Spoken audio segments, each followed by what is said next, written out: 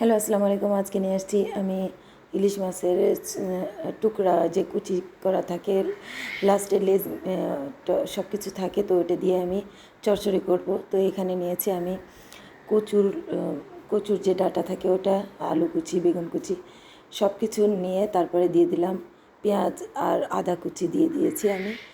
তারপরে আপনি চাইলে অন্য মশলা ইউজ করতে পারেন, কিন্তু তারপরে দিয়েছি হলুদ, মরিচ গুঁড়া, তারপরে কাঁচামরিচ, তারপরে দিয়ে দিলাম এই যে লেজের অংশের যে টুকরা অংশ, তারপরে এটা দিয়ে দিলাম, তারপরে দিয়ে দিলাম লবণ।